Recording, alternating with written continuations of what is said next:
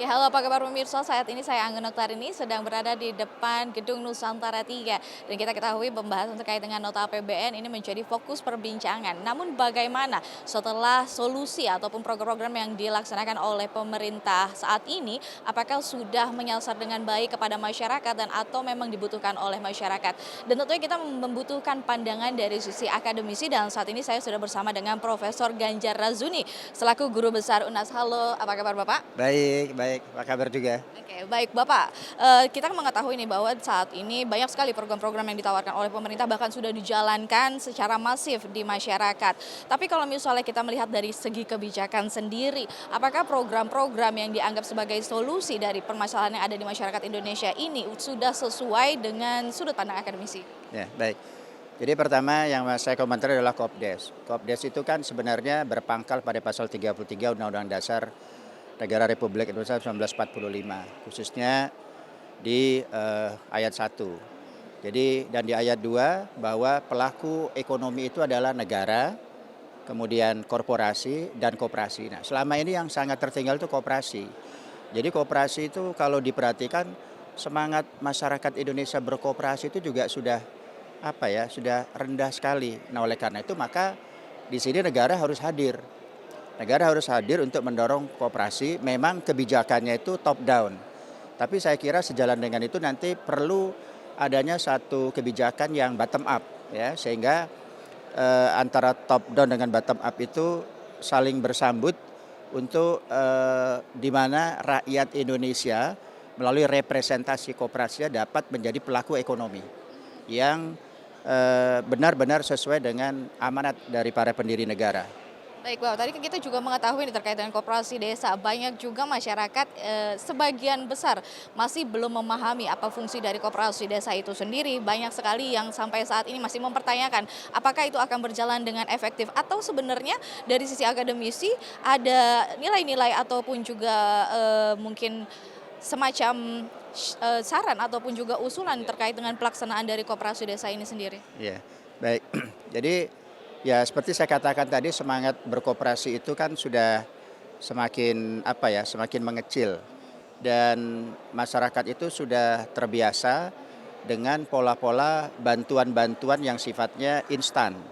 Nah, sehingga kebijakan mengenai koperasi ini ya tentu saja akan menimbulkan masa-masa transisi ya. Masa-masa transisi terhadap pelaku ekonomi lainnya. Tapi ini semua bisa diatasi seiring dengan berjalannya waktu. Ya.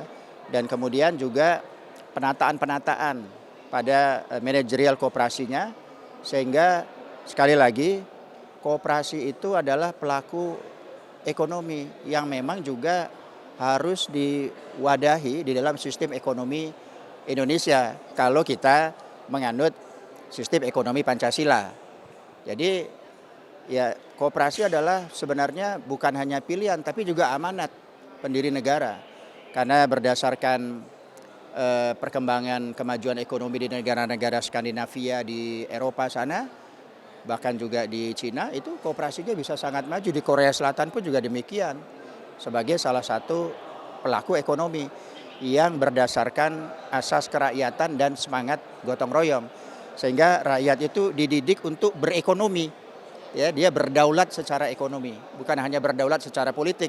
Selama ini kan sejak reformasi 98 kan berdaulatnya baru secara politik.